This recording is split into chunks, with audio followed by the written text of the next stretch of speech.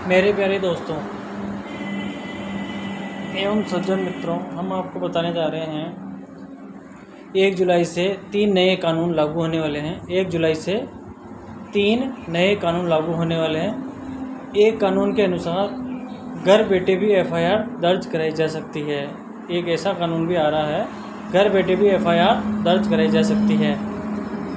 3 दिन में दस्तखत करने जाना होगा थाने में।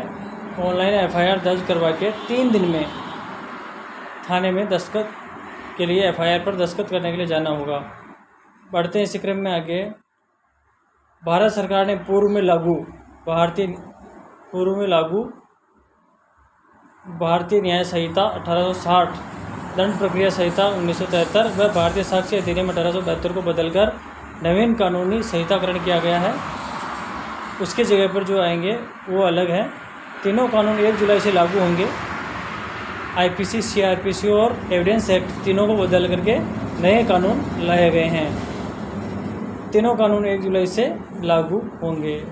प्रचलित सभी मुख्य कानून बदलेंगे। बदलाव के प्रति आम लोगों को जागरूक करने के उद्देश्य से 1 जुलाई से इनको जागरूकता के साथ साथ लागू हो जाएंगे। तो बढ़ते हैं इसी क्रम में मुख्य बदलाव क्या क्या हुआ है। मुख्य बदलाव के बारे में हम आपको बताने जा रहे हैं। सबसे पहला बदलाव जो है, परिवादी को एफआईआर की प्रति तत्काल उपलब्ध करानी होगी। परिवादी को 1 जुलाई से ही परिवादी कोई भी रिपोर्ट लेकर के आता है तो वो तुरंत एफआईआर की प्रति उपलब्ध करानी होगी। भारतीय दंड संहिता 1860 यानी आईपीसी बदलकर अब भारतीय न्याय संहिता यानी बीएनएस 2023 हो जाएगी और दंड प्रक्रिया संहिता 1973 का नाम अब भारतीय नागरिक सुरक्षा संहिता यानी कि बीएनएसएस 2023 हो जाएगी। इंडियन एविडेंस एक्ट 1872 का स्थान भारतीय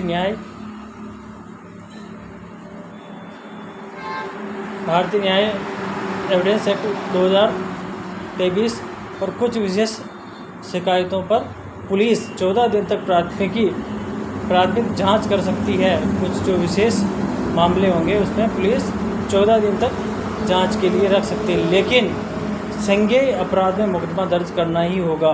संज्ञेय अपराधों में पुलिस को मुकदमा दर्ज करना ही होगा।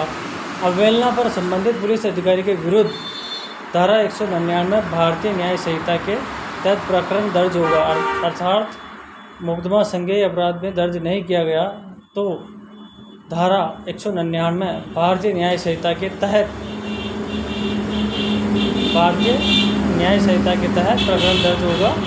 और बढ़ते मुख्य बदलाव में धारा 173 भारतीय नागरिक सुरक्षा संहिता में परिवादी को एफआईआर की प्रति तत्काल उपलब्ध करानी होगी। भारतीय न्याय संहिता के तहत प्रकरण दर्ज होगा और धारा 173 भारतीय नागरिक सुरक्षा संहिता अर्थात कि बीएनएसएस 173 में एफआईआर की प्रति परिवादी को तत्काल उपलब्ध करानी होगी। अब बढ़ते इसी क्रम में आगे। धारा 193(3)(2) भारतीय नागरिक सुरक्षा संहिता के अनुसार पुलिस परिवादी को दर्ज मुकदमे की प्रगति रिपोर्ट देगी। प्रगति रिपोर्ट के लिए है बीएनएसएस 193(3)(2). और बढ़ते इसी क्रम में आगे।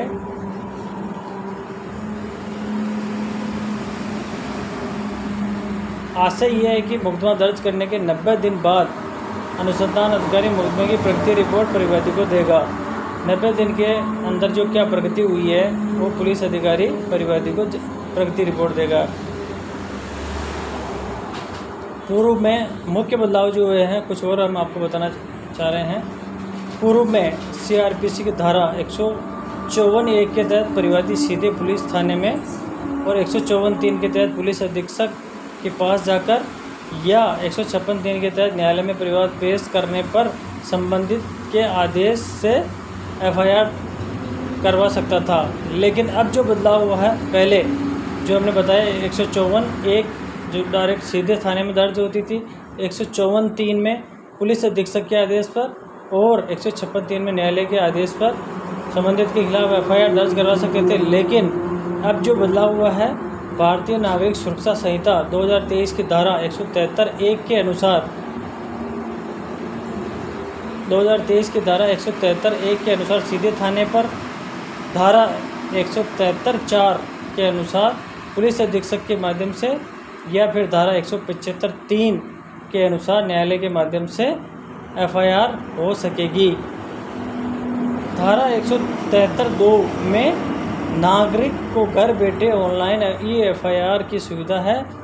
3 दिन में थाने जाकर शिकायत पर हस्ताक्षर करना होगा। और बढ़ते हैं इसी क्रम में आगे। धारा 173 भारतीय नागरिक सुरक्षा संहिता में 0 एफआईआर का प्रावधान। मुकदमा चाहे किसी भी क्षेत्र का हो, पुलिस को घटना उसके क्षेत्राधिकार की नहीं होने के बावजूद दर्ज करना होगा। अर्थात कि 0 एफआईआर के लिए भारतीय नागरिक सुरक्षा संहिता की धारा 173 में प्रावधान है।